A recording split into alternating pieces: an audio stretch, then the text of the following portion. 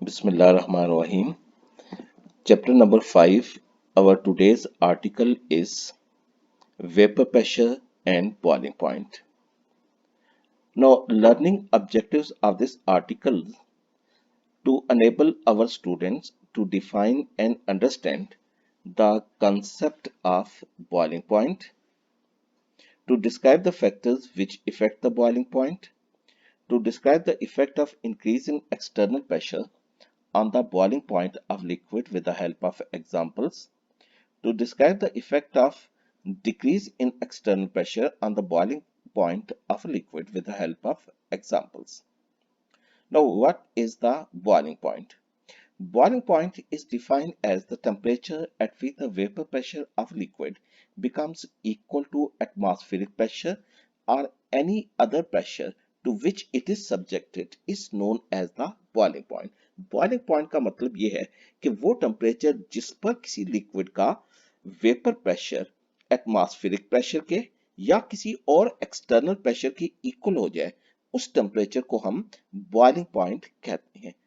अब हम इस कॉन्सेप्ट को जो है समझते हैं। सबसे पहले ये आप एग्जाम्पल देखिए, ये इसको फिगर की मदद से मैं ये आपको समझाऊंगा। सपोज कीजिए कि ये लिक्विड 25 डिग्री सेल्सियस पर मौजूद है। लिक्विड अवेपोरेट करता है, लेकिन इसका वेपर प्रेशर एटमॉस्फेरिक प्रेशर की निस्बत कम है। सपोज कीजिए कि इसी लिक्विड को हम हीट करना शुरू कर देते हैं। हीट करने से रेट ऑफ अवेपोरेशन इंक्रीज कर जाता है। अब क्या होगा कि ना सिर्फ अवेपोरेशन लिक्विड की सरफेस पर होगी, बल्कि अवेपोरेशन बिलो द सरफेस भी शुरू हो जाएगी। Liquid which is present closer to the source of heat, ये सोर्स ऑफ हीट है, इस पे की मिसाल के तौर पे बर्नर पे पड़ा हुआ है, वो वेपर में कन्वर्ट होंगे। वो वेपर्स क्या करेंगे? They will form the bubble enclose the vapours of that liquid. क्योंकि इसकी डेंसिटी ज्यादा है, इसके अंदर वेपर का प्रेशर जो है ज्यादा है, therefore this bubble will rise to the surface, burst there, release the vapours into the air. ये वेपर्स क्या करेंगे? They will push the atmosphere upward. Atmosphere क्या है? एटमॉस्फेयर 28 किलोमीटर थिक एयर की लेयर है जो अर्थ की सरफेस पर प्रेशर एक्सर्ट करती है। अब ये जो वेपर्स हैं वो क्या करेंगे? वो इस एटमॉस्फेयर पर जो है वो प्रेशर एक्सर्ट करेंगे। जब इस लिक्विड का इंक्रीजिंग वेपर प्रेशर जो हीट करने से इंक्रीज कर रहा है, वो उस एक्सटर्नल यानी एटमॉस्फेरिक प्रेशर के इक्वल हो जाएगा, तो उस वक्त बबल्स की ये जो फॉर्मेशन है ये बहुत रैपिड हो जाएगी। ये प्रोसेस बॉइलिंग कहलाता है, और जिस टेम्परेचर पर यह प्रोसेस होता है उसे हम बॉइलिंग पॉइंट कहते हैं। मिसाल के तौर पे वाटर के केस में ये 100 डिग्री सेल्सियस पर होगा, और यानी वाटर का बॉइलिंग पॉइंट हम ये कहते हैं कि it is 100 degree Celsius. Now let's go through the explanation once again. When a liquid is heated, its vapor pressure increases due to decrease in the strength of intermolecular force of attraction. Now more and more vapors escape into the air. Evaporation now not only occurs at the surface but also inside the liquid near the source of heat. These below surface molecules form the bubbles which rise to the surface, burst there, releasing the vapors into the air. These vapors push the atmosphere upward. What is atmosphere? Atmosphere is 28 kilometer thick layer of air above the surface of Earth which exert the pressure equal to 1 atm.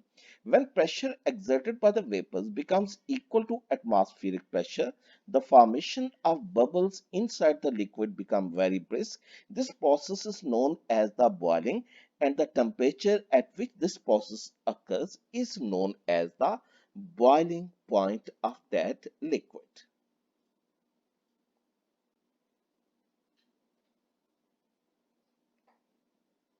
Now, let's summarize the boiling point once again. liquid is being heated, by increase in the temperature, there will be increase in the kinetic energy of liquid molecules. There will be decrease in the strength of intermolecular forces. There will be increase in the vapor pressure. When this increasing vapor pressure becomes equal to atmospheric pressure, the formation of bubbles inside the liquid become very brisk, and that liquid is said to be boiling. The temperature at which this process occurs is known as the boiling point of the liquid. जब हम किसी liquid को हम boil करते हैं, उसमें अगर हम एक थर्मामीटर जो है वो इंसर्ट करें, तो हम ये ऑब्जर्व करते हैं कि जब तक कि लिक्विड बॉयल नहीं करता, उसका टेम्परेचर इंक्रीज करता है। लेकिन जब वो लिक्विड बॉयल करना शुरू करता है, तो उसका टेम्परेचर फर्दर इंक्रीज नहीं करता, टेम्परेचर अब कांस्टेंट हो जाता है। अब इसकी रीजन क्या है? इसकी रीजन ये है कि जब हम एक लिक्विड को हीट करते हैं, तो उसके मॉलिक्यूल्स की एवरेज काइनेटिक एनर्जी इंक्रीज होना शुरू हो जाती है। काइनेटिक एनर्जी को हम मेजर करते हैं इन टर्म्स ऑफ टेम्परेचर, जिसकी वजह से एवरेज काइनेटिक एनर्जी इंक्रीज होने से क्या होगा? टेम्परेचर भी इंक्रीज होगा। ये टेम्परेचर जो है वो कंटिन्यूसली इंक्रीज होगा due to increase in the average kinetic energy, हत्ता कि जब लिक्विड बॉयल करना शुरू करता है, उस वक्त लिक्विड के मॉलिक्यूल्स की एवरेज काइनेटिक एनर्जी मैक्सिमम हो जाती है, फर्दर इंक्रीज नहीं करती। जब average kinetic energy further increase नहीं करेगी, तो टेम्परेचर भी इंक्रीज करेगा। अब वो हीट कहां जाती है? अगर टेम्परेचर इंक्रीज नहीं करता, तो वो सारी हीट कहां जाती है? वो तमाम की तमाम हीट इंटरमॉलिक्यूलर फोर्सेस को ब्रेक करने में यूज होती है। That is it is used up in conversion of liquid into the vapour phase. इसको हम एक दफा फिर देख लेते हैं। When a liquid is heated, the average kinetic energy of its molecules increases. Now, an increase in temperature is observed because it is the measure of average kinetic energy of the molecule. Therefore, with increase in average kinetic energy, temperature of liquid goes on increasing until the liquid starts boiling. At the boiling point, the average kinetic energy of liquid becomes maximum, doesn't increase the further. Therefore, temperature becomes constant. Now, all of the heat which is provided to the liquid is used up in breaking the intermolecular forces, that is, in conversion of liquids into the vapor phase. Now, let's see what are the factors which affect the boiling point. There are two factors which affect the boiling point. This is the strength of intermolecular forces, and number two, external pressure. First of all, strength of intermolecular forces. This is the graph between the vapor pressure and the temperature. Now, this graph shows that the vapor pressure of these three liquids, that is diethyl ether, ethyl alcohol, and water, that goes on increasing with increase in the temperature. The vapor pressure of diethyl ether becomes equal to atmospheric pressure at 34.6 degrees Celsius. That is, this liquid boils at 34.6 degrees Celsius. In the same way, ethyl alcohol boils at 78.3 degrees Celsius, and water boils at 100 degrees Celsius, because at 100 degrees Celsius, its vapor pressure becomes equal to the atmospheric pressure. Now, why the boiling point of these three liquids are different from each other? This is due to difference in the strength of intermolecular forces. In diethyl ether, there are present London dispersion forces which are weaker. Due to weaker London dispersion forces, this liquid will evaporate at high rate. Its rate of evaporation is greatest. Therefore, at 34.6 degrees Celsius, its vapor pressure becomes equal to the atmospheric pressure, यानी ये इस temperature पर boil करता है। In ethyl alcohol, there is present hydrogen bonding. Hydrogen bonding are stronger as compared to the London dispersion forces. Due to this reason, ethyl alcohol will boil at 78.3 degrees Celsius. In water, there are also present hydrogen bonding. However, hydrogen bonding in water are stronger and extensive as compared to the ethyl alcohol. Ethyl alcohol की निस्बत water में hydrogen bonding ज्यादा extensive है और stronger है, जिसकी वजह से वाटर जो है इसका बॉइलिंग पॉइंट सबसे ज्यादा होगा, यानी इसको बॉयल करने के लिए 100 डिग्री सेल्सियस का टेम्परेचर चाहिए. So first factor which effect the boiling point is the strength of intermolecular forces. ऐसे लिक्विड जिसमें इंटरमॉलिक्यूलर फोर्सेस वीकर होंगी वो लो टेम्परेचर पर बॉयल करेंगे लाइक ईथर, और ऐसे लिक्विड जिनमें इंटरमॉलिक्यूलर फोर्सेस स्ट्रॉन्गर होंगी वो हाई टेम्परेचर पर बॉयल करेंगे like water. Now the second factor is the external pressure.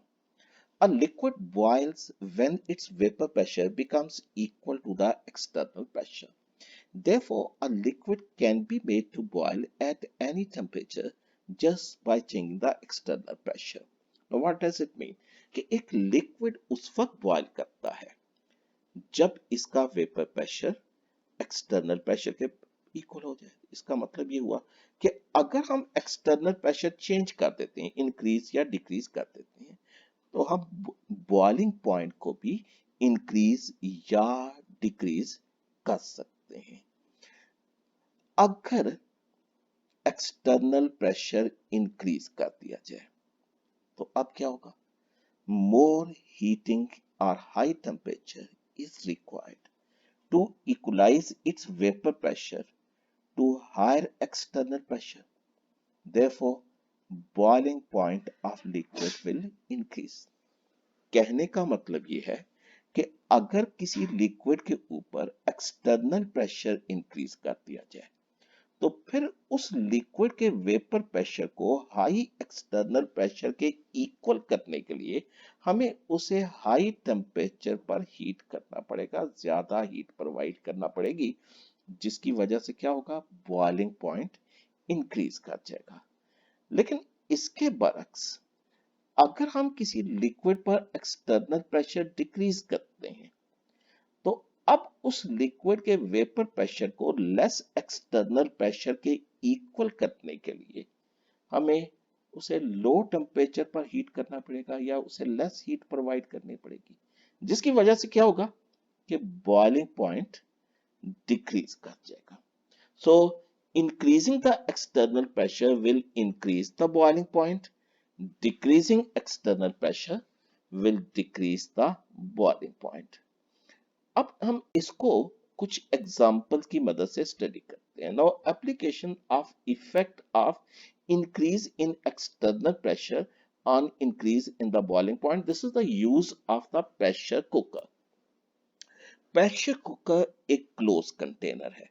इसमें लिक्विड्स को एस्केप नहीं होने दिया जाता, सॉरी वेपर्स को एस्केप नहीं होने दिया जाता. ये वेपर्स क्या करते हैं? They exert the pressure over the food, जिसकी वजह से फूड के अंदर मौजूद वाटर का बॉइलिंग पॉइंट इंक्रीज कर जाता है. इसलिए फूड इस हाई टेम्परेचर पर प्रिपेयर होगा in the less time even at high altitude. For example, the boiling point of water inside the pressure cooker is 130 degrees Celsius at the high external pressure of 2026 star. Now listen once again. The pressure cooker is a closed container. The vapors are not allowed to escape, which develop a high external pressure over the food. This increases the boiling point of water in the food, and food is cooked in less time even at high altitude at this high temperature. For example, boiling point of water inside the pressure cooker at 2026 star is 130 degree Celsius. Now, second is the effect of decrease in the external pressure on the boiling point. हम यहाँ पे अपने city में देखते हैं कि आप water 100 degree Celsius पर बॉयल करता है because external pressure in Rawalpindi, Islamabad is 760 tar, जबकि मरी हिल्स में एक्सटर्नल प्रेशर 700 टार है। तो एक्सटर्नल प्रेशर डिक्रीज होने की वजह से मरी हिल्स पर वाटर 98 डिग्री सेल्सियस पर बॉयल करता है, हत्ता कि माउंट एवरेस्ट पर एटमॉस्फेरिक प्रेशर फर्दर लेस है और वहां पे वाटर 69 डिग्री सेल्सियस पर बॉयल करेगा। इसकी एक और इंपॉर्टेंट एप्लीकेशन जो है, this is the vacuum distillation. Distillation किसे कहते हैं? This is the process of purification of liquid. किसी लिक्विड को प्योरीफाई करना हो तो उसको डिस्टिलेशन फ्लास्क में प्लेस करते हैं, इम्प्योर लिक्विड। इसके साथ डिस्टिलेशन अपरेटस लगाया जाता है। जब इस लिक्विड को बॉयल किया जाता है तो प्योर लिक्विड के जो वेपर्स हैं वो एस्केप करते हैं, इस कंडेंसर में से पास करते हैं and they are converted into the pure liquid. जबकि इम्प्योरिटीज हाई बॉइलिंग होती हैं, वो इस डिस्टिलेशन फ्लास्क के अंदर ही रह जाती हैं। बास लिक्विड ऐसे होते हैं जिनको वो डिस्टिलेट करने के लिए, प्योरीफाई करने, सॉरी, जब वो बॉयल जब उनको बॉयल किया जाता है प्योरीफाई करने के लिए तो वो डीकम्पोज हो जाते हैं। इसका मतलब ये हुआ कि नॉर्मल बॉइलिंग पॉइंट पर उनको प्योरीफाई नहीं किया जा सकता। तो अगर इन लिक्विड को प्योरीफाई करना हो तो उसका एक ही तरीका है, वो तरीका ये है कि ऐसे लिक्विड का बॉइलिंग पॉइंट डिक्रीज कर दिया जाए। बॉइलिंग पॉइंट डिक्रीज करने से क्या होगा कि जब वो लो टेम्परेचर पर बॉयल करेंगे तो डीकम्पोज नहीं होंगे, क्योंकि उस लिक्विड ने डीकम्पोज हमेशा एक पर्टिकुलर टेम्परेचर पर होना है। लेकिन एक्सटर्नल प्रेशर डिक्रीज करके उस लिक्विड का बॉइलिंग पॉइंट डिक्रीज किया जा सकता है।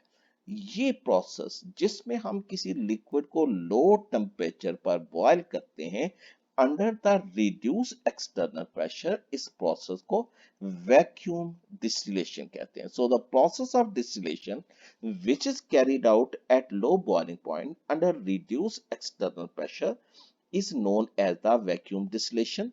This process is used to purify the liquid which decompose at their boiling point and hence cannot be purified by normal process of distillation. इसकी example देखिएगा, purification of glycerine. Glycerine का boiling point 290 degree Celsius है, 1 atm pressure या 760 टार पर। अगर हमारे पास impure glycerine है तो उसको प्योरीफाई करने के लिए by the process of distillation इसे 290 डिग्री सेल्सियस पर बॉयल करना पड़ेगा, ताकि जो वेपर्स हासिल हो रहे हैं उनको कंडेंस करके प्योर ग्लिसरीन हासिल की जाए। लेकिन 290 डिग्री सेल्सियस पर ग्लिसरीन डीकम्पोज हो जाती है। तो इसको डिस्टिलेट कैसे किया जाता है? डिस्टिलेशन अपरेटस के साथ एक वैक्यूम पंप अटैच करके इनसाइड द अपरेटस प्रेशर को डिक्रीज किया जाता है from 760 to 50 tar.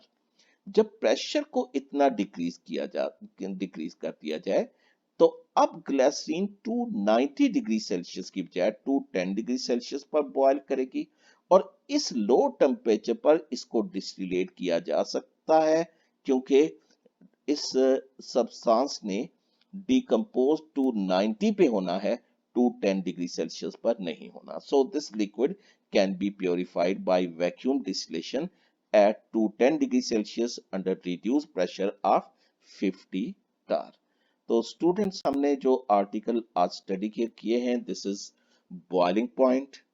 Boiling point के बाद हमने ये डिस्कस किया कि बॉइलिंग कैसे होती है। उसके बाद हमने डिस्कस किए कि फैक्टर्स जो बॉइलिंग पॉइंट को इफेक्ट करते हैं और उन फैक्टर्स को हमने डिटेल से डिस्कस किया। और उसके बाद खास तौर पे हमने जो है फैक्टर डिस्कस किया, effect of pressure on the boiling point of liquid. हमने देखा कि अगर एक्सटर्नल प्रेशर इंक्रीज कर दिया जाए तो बॉइलिंग पॉइंट इंक्रीज करता है, एक्सटर्नल प्रेशर डिक्रीज किया जाए तो बॉइलिंग पॉइंट डिक्रीज करता है। तो इंशाल्लाह हम अपने नेक्स्ट लेक्चर में अपना नया आर्टिकल शुरू करेंगे।